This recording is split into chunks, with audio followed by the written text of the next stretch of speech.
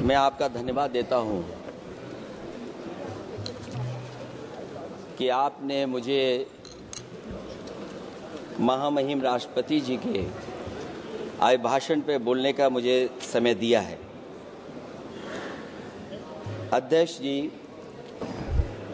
मैं सबसे पहले आपका अभिनंदन एवं अभिवादन करते हुए आग्रह करना चाहूँगा कि मुझे बोलने के लिए जो समय दिया है, मैं उसमें से 2 मिनट का समय महाकुंभ हादसे का शिकार लोगों की आत्मा की शांति के लिए खड़े होकर के मौन रखना चाहूँगा।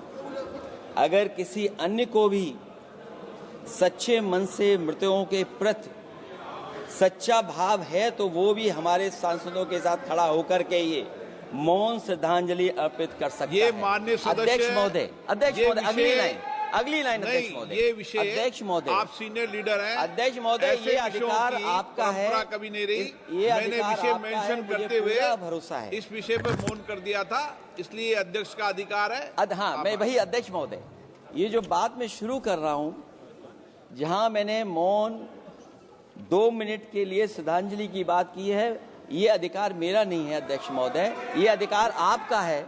मुझे पूरा भरोसा है आप पर कि जब अभिभाषण की चर्चा खत्म हो रही होगी उस समय 2 मिनट का मौन श्रद्धांजलि जरूर दी जाए जो श्रद्धालुओं की जान गई है।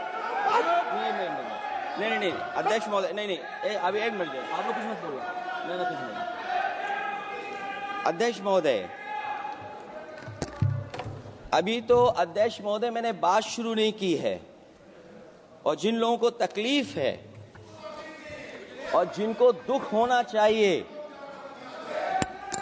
उनके बारे में मैं, हालांकि वो बात मैं बाद में कहना चाहता था महाकुंभ के बारे में, लेकिन अध्यक्ष महोदय क्योंकि बहुत सारे माननीय सदस्य ये सुन नहीं सकते हैं, इसलिए मैं बात वहीं से शुरू करता हूं।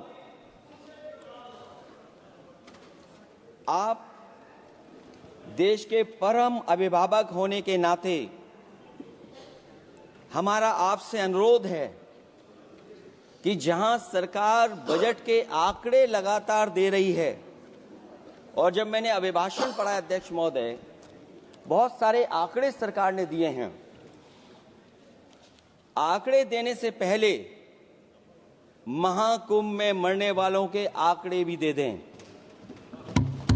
महाकुंभ की व्यवस्था के बारे में स्पष्टीकरण देने के लिए मेरी मांग अध्यक्ष महोदय, सर्वदलीय बैठक बुलाई जानी चाहिए। महाकुंभ आपदा प्रबंधन व खोया पाया केंद्र की जिम्मेदारी सेना को दी जाए। महाकुंभ हादसे के शिकार लोगों की मृत्यु, घायलों का इलाज, दवाइयों, डॉक्टर, भोजन पानी, परिवहन की उपलब्धता का आंकड़ा संसद में पेश किया जाए। महाकुंभ हादसे के लिए जिम्मेदार लोगों पर, महाकुंभ हादसे के लिए जिम्मेदार लोगों पर घोर दंडात्मक कार्रवाई हो। जिन्होंने सच छिपाया है उनको दंडित किया जाए। अध्यक्ष महोदय, हम डबल इंजन की सरकार से पूछते हैं, अगर अपराध बोध नहीं था तो आंकड़े दबाए, छिपाए और मिटाए क्यों गए हैं? सच छिपाना और मिटाना भी तो अपराध है। इसका दंड कौन भुगतेगा अध्यक्ष महोदय? जहां इंतजाम होना चाहिए था वहां प्रचार हो रहा था। एक धार्मिक समागम में डबल इंजन का राजनीतिक प्रचार अशोभनीय है, निंदनीय है। इतने बड़े हादसे के बाद कम से कम अब तो वो होर्डिंग उतरवा देना चाहिए। अध्यक्ष महोदय, महाकुंभ की जो तैयारी हुई, जो हम लोगों ने जाना वहां पर, महाकुंभ न केवल 144 साल के लिए ये कहा गया, बल्कि ये भी कहा गया कि पहली बार धरती पर इस तरह का डिजिटल और जो आधुनिक चीजें हैं, टेक्नोलॉजी, उसका इस्तेमाल कर करके महाकुंभ होने जा रहा है। सीसीटीवी, ड्रोन, लाइव स्ट्रीमिंग के आधार पर जिनका दावा था कि वो डिजिटल कुंभ करा रहे हैं, वो मृतकों की डिजिट नहीं दे पा रहे हैं। एक तरफ तो जो लोग डिजिटल डिजिटल डिजिटल अध्यक्ष महोदय कहने को थकते नहीं हैं, लेकिन जब कुंभ में इतना बड़ा हादसा हो गया है तो यही सरकार डिजिट नहीं दे पा रही है। हमारे अपने लोग मारे गए हैं, जिसमें परिवार का हर रिश्ता दिवंगत हुआ है। किसी की माता, किसी के पिता, किसी की बहू, किसी की बेटी, किसी का भाई बहन, चाचा चाची, बच्चों के आंकड़े तो अभी तक नदारद हैं। खोया पाया केंद्र ही लोगों को तो नहीं मिल रहा है, जो खोया पाया केंद्र था उसको भी लोग पा नहीं पा रहे, ढूंढ नहीं पा रहे। अध्यक्ष महोदय, कुंभ कोई पहली बार नहीं हो रहा है। कुंभ का आयोजन सदियों से होता आया है। हमारे पौराणिक और हमारे इतिहास के दस्तावेज ये बताते हैं कि समय समय पे जो भी सरकारें रही होंगी, जिसका भी राज रहा होगा अध्यक्ष महोदय, उसने महाकुंभ या इस तरह के कुंभ का आयोजन किया है। एक तरफ तो वो कि जो 144 साल बाद महाकुंभ होने जा रहा है, उसका इतना प्रचार किया, और मैंने तो कई टीवी इंटरव्यूज में, कई समाचार चैनलों पर ये बात सुनने में आई और सुनते रहे हम लोग कि सरकार ने 100 करोड़ लोगों के आने का इंतजाम किया है। और अगर 100 करोड़, अध्यक्ष महोदय, अगर ये बात गलत है तो मैं रिजाइन आपको देना चाहता हूं। अगर अध्यक्ष महोदय, ये माननीय सदस्य लोग अगर ये नहीं सुन पा रहे हैं तो मैं इनको एक एक को, आप नहीं गए स्नान करने, आप स्नान करने नहीं गए, इसीलिए इस तरह की भाषा का इस्तेमाल कर रहे हैं। अध्यक्ष महोदय, ये कहा गया कि 144 वर्ष के बाद ये हो रहा है। जहां तक मेरी समझ और जानकारी कहती है, जो एस्ट्रोनॉमी और एस्ट्रो चीजों को समझते होंगे वो ये स्वीकार करते होंगे, जो भी कुंभ होता होगा वो 144 वर्ष के बाद ही होता होगा। लेकिन ये कहा गया कि नक्षत्र ऐसे हैं, तो मैं अध्यक्ष महोदय सरकार से कहना चाहता हूं कि सतयुग से लेकर के कलयुग तक ये सनातन परंपरा रही है कि संत महात्मा साधु समाज मुहूर्त के हिसाब से शाही स्नान करते हैं। उसमें नक्षत्रों के हिसाब से जो सहयोग बनता है वही शाही स्नान का मुहूर्त होता है। लेकिन भाजपा के राज में ये सनातन परंपरा टूट गई। पहले सरकार ने संत समाज को शाही स्नान रद्द करने का आदेश दिया, जिससे अनादिकाल की सनातन परंपरा टूटी। और फिर जब देश भर में ये बात उठी, तो उन्होंने हाथ से को छिपाकर फिर से आदेश दिया कि अखाड़े शाही स्नान करने जाएं। इससे सरकार ने पावन मुहूर्त के स्थान पर अपने मनमाने समय पर स्नान कराने का आदेश दिया। बात उस दिन या तिथि की नहीं होती है, बल्कि निश्चित मुहूर्त काल की होती है। ये सनातन परंपरा तोड़कर इन लोगों ने अच्छा नहीं किया। और ये क्या परंपरा टूटी है कि नहीं टूटी है, मैं समझता हूं अध्यक्ष महोदय मुझसे बेहतर सामने वाले ज्यादा जानते होंगे इसके बारे में। और जो लोग, अध्यक्ष महोदय, जो हम लोगों ने देखा वहां पर लोग पुण्य कमाने आए थे और अपनों के शव लेकर के गए हैं। चमत्कारी करिश्मा तो ये हुआ है, श्रद्धालुओं के शव मिल गए थे, पर सरकार स्नान करने वाले मरने वालों की बात स्वीकार नहीं कर रही थी। और इससे ऊपर ये बात जो वहां पर और हुई, अध्यक्ष महोदय, जब ये जानकारी हो गई कि कुछ लोगों की जान चली गई, लाशें हैं जो मोर्चरी में पड़ी हैं, अस्पताल में पड़ी हैं, उसके बाद सोचिए सरकार क्या कर रही है। अपने सरकारी हेलीकॉप्टर में फूल भर करके फूलों को डालने का काम किया। सोचिए ये हमारी कहां की सनातनी परंपरा है। मैं जानना चाहूंगा सदन के माध्यम से हमारे माननीय सदस्य बताएं कि जहां लाशें पड़ी रही हों, न जाने कितनी चप्पलें पड़ी थीं, न जाने कितनी चप्पलें पड़ी थीं, न जाने कितने कपड़े पड़े थे, महिलाओं की साड़ियां थी, कपड़े थे, लेकिन उनको कैसे उठाया गया? उन सबको उठाया गया जेसीबी मशीन से, ट्रैक्टर की ट्रॉली से। उनसे उठा करके कहां फेंका कोई नहीं जानता, लेकिन जब उनको लगा कि वहां से बदबू आ रही है तो यही सरकार के लोग छिपाने लगे हैं। यही आपका महाकुंभ का आयोजन था, और हर बात को छिपाने के लिए न केवल ये लोग मीडिया का सहारा ले रहे हैं, मीडिया का सहारा लेते लेते सुनने में आया है कुछ दबाव और कुछ स्वीटनर भी दिए जा रहे हैं जिससे उनकी खबरें बाहर ना आ जाएं। और अगर अध्यक्ष मोदी ये बात सब गलत है मेरी, अगर ये बात सब गलत मैं कह रहा हूं, तो अभी तो नेता सदन को अभी भाषण देना है। और मैं ये बात और कहना चाहता हूं, आप अपने तरफ से जानकारी कर लीजिएगा। हमारे उत्तर प्रदेश के मुख्यमंत्री जी ने शोक नहीं प्रकट किया था। जब देश की राष्ट्रपति और प्रधानमंत्री जी ने शोक प्रकट किया, उसके बाद 17 घंटे बाद सरकार ने स्वीकार किया।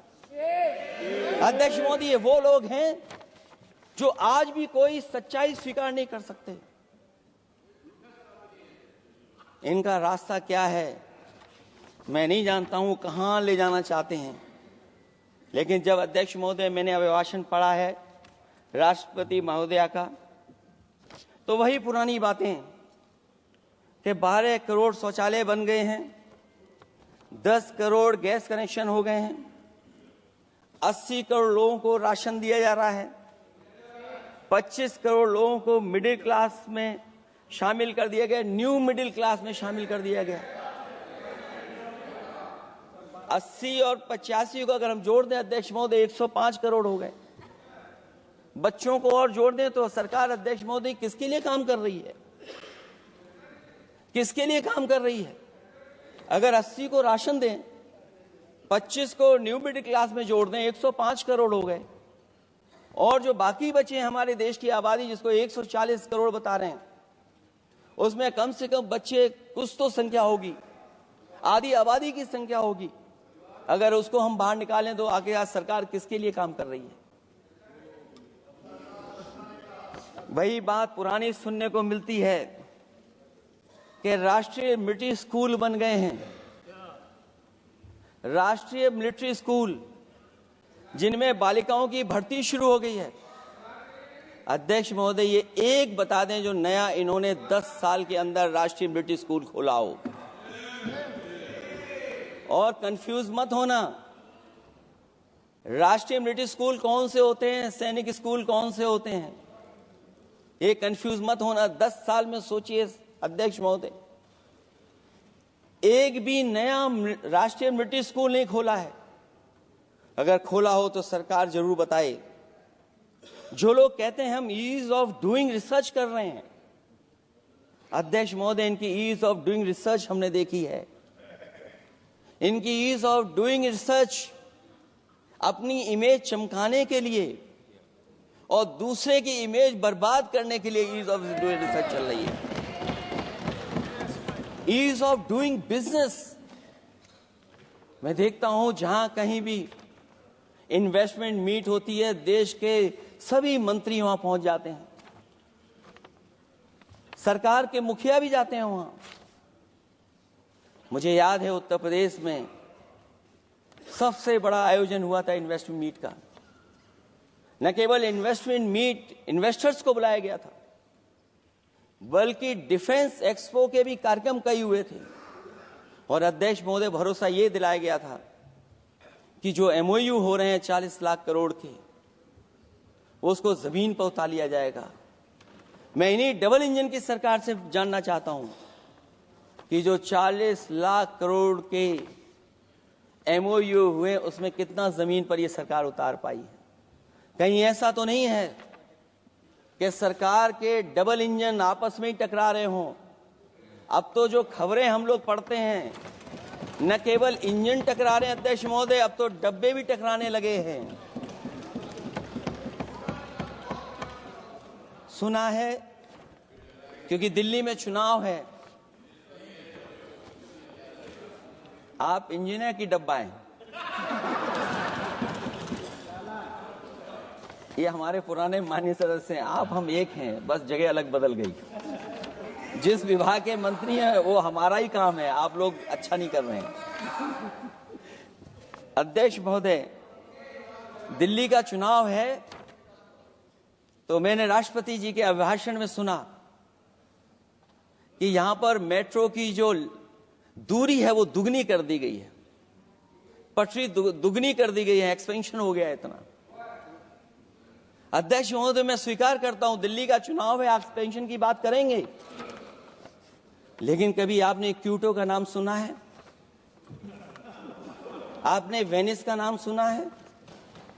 मैं अध्यक्ष महोदय आपके माध्यम से, जिसको क्यूटो बनाने के लिए सपना देखा गया था, 10 साल पूरे हो गए हैं, अभी तक वहां पर मेट्रो की शुरुआत नहीं कर पाए हैं। और अध्यक्ष महोदय, मैं ये बात इसलिए कह रहा हूं, अध्यक्ष महोदय मैं इसलिए बात कह रहा हूं कि जिस समय समाजवादी सरकार थी, जितनी भी मेट्रो आज यूपी में चल रही हैं, सब की सब समाजवादियों की देन है, एक भी आपकी देन नहीं है। और इस समय पर मैं याद करना चाहता हूं, उस समय देश के प्रधानमंत्री मनमोहन सिंह जी को जब मैं पहली बार मुख्यमंत्री बनकर के उनसे मिलने गया था, मैं बहुत सारे उनके काम उत्तर प्रदेश के लेकर के गया था। आज वो हमारे बीच नहीं हैं, लेकिन कम से कम उन्हें इसी बात से याद कर रहे हैं, जो जो मैंने काम उस समय दिए थे, एक एक काम उस समय के प्रधानमंत्री जी ने मेरा पूरा कर करके, और उसका परिणाम ये हुआ है अध्यक्ष महोदय, और उसका परिणाम ये हुआ है कि आज उत्तर प्रदेश में जितनी भी मेट्रो चल रही है, चाहे वो लखनऊ की हो, कानपुर की हो, आगरा की हो, नोएडा की हो, ग्रेटर नोएडा को जोड़ रही हो, दिल्ली को जोड़ रही हो। और अध्यक्ष महोदय, जिस समय उद्घाटन हुआ था दिल्ली से नोएडा को जोड़ने वाली मेट्रो का, उस समय देश के प्रधानमंत्री एक विदेश के बहुत बड़े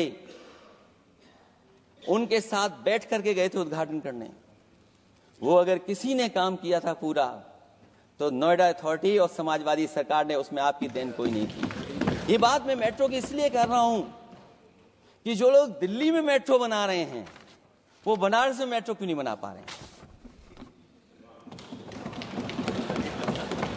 और दिल्ली का विकास अपने आप हो जाएगा, बस ये जो भारतीय जनता पार्टी की दिल्ली वाली सरकार है वो हस्तक्षेप करना बंद कर दे। अध्यक्ष महोदय, रिवर लिंकिंग का कार्यक्रम कुछ दिन पहले प्रधानमंत्री जी ने किया। अध्यक्ष महोदय, मैं आपके माध्यम से, जहां किसानों के लिए एक नई चीज आ रही है, जिससे कि न केवल उनकी खेती बाड़ी बल्कि बहुत सा सुधार दिखाई देगा। खेती बाड़ी को भी पानी मिलेगा, पीने का भी पानी होगा। इंटरलिंकिंग पुरानी योजना है, और मुझे याद है जब पहली बार उसका MOU साइन हुआ था, उस समय दोनों प्रदेश के मुख्यमंत्री शामिल थे, लेकिन जब उद्घाटन हुआ है तो दोनों के प्रदेश के मुख्यमंत्री वहां से गायब थे। और वो कारण अगर जानना चाहोगे तो वो कारण भी बता दूंगा अगर आप कहोगे तो। जहां इंटरलिंकिंग हो रही रिवर की, ये अच्छी योजना है। 40,000 करोड़ रुपए आप खर्च करने जा रहे हैं। लाखों लाख जमीन उत्तर प्रदेश और मध्य प्रदेश की सिंचाई के लिए शामिल हो जाएगी, लोगों को पीने का पानी मिलेगा।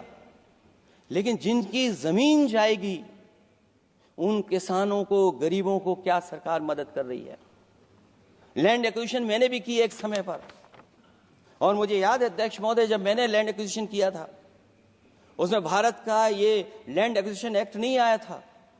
मैंने किसानों से बातचीत की थी और किसानों से समझाया कि ये योजना से, परियोजना से क्या लाभ होने जा रहा है। वहां के किसान तैयार हो गए, और उसका परिणाम ये था कि 21 महीने में देश का सबसे बेहतरीन एक्सप्रेसवे और जमीन एक्वायर कर करके हम लोगों ने बना करके दिखा दिया। और जब उद्घाटन हुआ था तो उसमें भारतीय वायुसेना के विमान सुखोई और मिराज को उतार करके हम लोगों ने उद्घाटन किया था उसका। ये बात मैं इसलिए बता रहा हूं, जिस हाईवे पर देश के प्रधानमंत्री उतरे थे और उद्घाटन के बाद प्रधानमंत्री जी के पीछे पीछे कोई चल करके आया था, वो हाईवे भी अगर किसी ने डिजाइन किया था तो समाजवादी सरकार का डिजाइन था, वो भारतीय जनता पार्टी का डिजाइन नहीं था। और अगर इनका डिजाइन होता तो उत्तर प्रदेश में कोई नया हाईवे ऐसा बना करके दिखाएं जिससे हवाई जहाज उतर जाए। नहीं तो मैं मानूंगा कि आप जो कह रहे हैं कि आधुनिक इंफ्रास्ट्रक्चर बनाना चाहते हैं, आपकी परिभाषा क्या है आधुनिक इंफ्रास्ट्रक्चर की? और ये बात में जो इतनी घुमा फिरा के कह रहा हूं, वो बात में लौट करके उसी पे जा रहा हूं। अध्यक्ष महोदय, अगर 40,000 करोड़ की योजना बनी है रिवर इंटरलिंकिंग की, तो जिन किसानों की, जिन गरीबों की जमीन जा रही है, उन किसानों को आप सही तरीके से मुआवजा, मदद उनकी क्यों नहीं कर रहे हो आप? अध्यक्ष महोदय, मैं इस अभिभाषण के माध्यम से जब सदन में जवाब आए तो उन किसानों की मदद होनी चाहिए। वो किसानों के पास कुछ नहीं है। उसके बाद आपका जो पैकेज है, आपका पैकेज पता नहीं क्यों कंजूस बनाता है कोई, आपका पैकेज कंजूस बनाता है कोई। कम से कम आपका दिल बड़ा होना चाहिए, और इतना बड़ा दिल हो कि किसान खुशहाली के रास्ते बजाए। आपने किसानों की आय दोगुनी नहीं की, आप आय दोगुनी नहीं कर पाए हैं। कम से कम उन्हें वो मदद करने का काम करें। इसमें अध्यक्ष महोदय, मैं राष्ट्रपति जी के अभिभाषण पर पढ़ रहा था कि सोलर को लेकर के और रूफटॉप सोलर एनर्जी को, स्कीम को लेकर के बहुत बड़ी योजना और कई हजार करोड़ रुपए सरकार खर्च कर रही है। मुझे याद है जब देश के राष्ट्रपति कलाम साहब थे, उन्होंने एक प्रेजेंटेशन किया था सरकार के सामने, और प्रेजेंटेशन के बाद मैंने उनसे निवेदन किया कि अगर ये योजना मैं कर दूं तो आप क्या उद्घाटन करने आएंगे? उन्होंने कहा कि अगर ये आप कार्य योजना लागू कर देंगे तो उद्घाटन करने भी मैं आऊंगा। अध्यक्ष महोदय, उस दिन आंधी तूफान था, टेंट बिल्कुल उड़ गया था, इतना शायद पानी और बिजली का चमकना इतना था कि मैंने खुद रिक्वेस्ट की थी उनसे कि आप मत आइए, फिर कभी हम लोग कार्यक्रम कर लेंगे। लेकिन वो कार्यक्रम में आए, उन्होंने उद्घाटन किया। और अध्यक्ष महोदय, जो लोग कह रहे हैं 40,000 करोड़ की रूफटॉप स्कीम लाए सोलर की, जो मिनी ग्रिड बना करके पूरे के पूरे गांव को हम लोगों ने फ्री बिजली दी थी। फ्री बिजली उनको मिलती थी 24 घंटे, उनकी चक्की चलती थी, उनका सिंचाई का पानी का इंतजाम होता था। जब तक समाजवादी सरकार रही तब तक वो योजना चलती रही, और जैसे ही समाजवादी सरकार गई, इन्हीं के लोगों ने उसका मेंटेनेंस रोक दिया। न केवल उस गांव का जिसका राष्ट्रपति रहे उन्होंने उद्घाटन किया, बल्कि और जितनी भी सोलर की स्कीम चल रही थी, लोहिया आवास में जहां सोलर स्कीम के माध्यम से हम लोग गरीब को सोलर पैनल के माध्यम से उनको बिजली दे रहे थे, फ्री बिजली, उन सब योजनाओं को इन्होंने बंद करने का काम किया है। सोचिए, ये वो लोग हैं जो इंफ्रास्ट्रक्चर बनाना चाहते हैं। अध्यक्ष महोदय, चीन के सवाल को लेकर के कांग्रेस पार्टी के भी कुछ विचार हैं, हमारे भारतीय जनता पार्टी के लोगों के भी विचार हैं। सच्चाई ये सदन और ये देश भी जानता है, एक समय पर हम लोगों ने बहुत लाखों लाख किलोमीटर की जमीन, लाखों लाख एकड़ की जमीन हम लोगों ने खोई, और अब उसी रास्ते पर भारतीय जनता पार्टी चल रही है। अध्यक्ष महोदय, सवाल यह है, जमीन खोने के साथ साथ भारतीय जनता पार्टी स्वीकार नहीं कर रही है कि जमीन चीन ने कब्जा की है।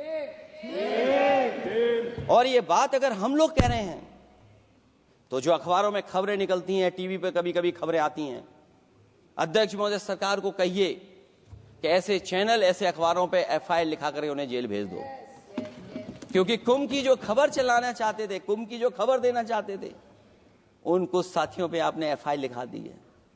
अगर कुंभ पर सच्ची खबर दिखाने वालों पे आप एफआईआर लिखा सकते हैं, तो फिर चीन की खबर जो खबर चला रहे हैं उस पर भी आपको एफआईआर लिखवानी चाहिए। दूसरा, हमारा एक जाति जनगणना का मसला बहुत पुराना है, ये कोई नया नहीं है। आरक्षण के सवाल पर इस देश में दक्षिण भारत से लेकर के उत्तर भारत में और देश में जगह जगह पर बहुत सारे नेता ऐसे रहे जो आज हमारे बीच नहीं हैं, जिनकी वजह से हम आज उस आंदोलन को आगे ले जा रहे हैं। बाबा साहब भीमराव अम्बेडकर जी का जो संविधान है, उसके तहत जो हमें हक अधिकार मिले हैं, आरक्षण की व्यवस्था है, उस व्यवस्था को और मजबूत बनाने के लिए जाति जनगणना होना चाहिए। उसके पक्ष में अब तो कांग्रेस पार्टी भी है। एक समय था जब कांग्रेस पार्टी उस पक्ष में नहीं थी। और अध्यक्ष महोदय, मैं बड़ी जिम्मेदारी के साथ कहना चाहता हूं, अगर उसी समय कांग्रेस पार्टी भी पक्ष में होती तो आज हमें आपके सामने खड़ा नहीं होना पता, मांगना नहीं पड़ता जाति जनगणना। लेकिन अध्यक्ष महोदय, मैं अपने कांग्रेस पार्टी के साथियों से भी कहना चाहूंगा, अध्यक्ष महोदय, मैं कांग्रेस पार्टी के साथियों से भी कहना चाहता हूं, हम आपके साथी हैं और इस मुद्दे पे तो हम आपके साथ और आपके आगे भी चल करके आपका साथ दे देंगे। अब जाति जनगणना को कोई नहीं रोक सकता है। एक दिन ऐसा आएगा अध्यक्ष महोदय, एक दिन ऐसा आएगा, कोई टकरार नहीं है, आपके इंजन जैसे नहीं है। आपका एक इंजन अध्यक्ष महोदय, ये अध्यक्ष महोदय, हम तो, मुझे कभी कभी ये लगता है कि प्रधानमंत्री जी जितना अपने लोगों को ध्यान दे करके समझाते हैं, इतना ये समझते ही नहीं है। वो अध्यक्ष महोदय, वो सबसे ज्यादा सोशल मीडिया के बारे में जानकारी रखते हैं। आप भी जानकारी रखा करो। अगर आप जानकारी रखोगे तो आपको सच्चाई पता लग जाएगी। एक इंजन ने नमस्कार नहीं किया था दूसरे इंजन को, अगर याद हो तो पता कर लें। और ये बात अगर छिपी हुई हो, ऑनरेबल मेंबर, अध्यक्ष महोदय, अभी तो मैंने शुरू नहीं किया, मेरा लिखा हुआ बहुत लंबा है। कंक्लूड करें, आप समाप्त करें प्लीज। और अध्यक्ष महोदय, एक सवाल और बड़ा उठा है, नौकरी को लेकर के, रोजगार को लेकर के, और हमारे भारत की जो मैन्युफैक्चरिंग सेक्टर है उसको बढ़ावा कैसे दिया जाए। चीन जैसा देश केवल एक पे हमला नहीं कर रहा है अध्यक्ष महोदय, आपकी जमीन भी छीन रहा है और आपका बाजार भी छीन रहा है। और ये बात अगर गलत हो तो सरकार हमें बताए, वो आंकड़े दे। अगर कांग्रेस पार्टी का रास्ता था तो आपका रास्ता कांग्रेस पार्टी का क्यों है? अगर कांग्रेस पार्टी का वो रास्ता था तो आपका रास्ता क्यों है वो?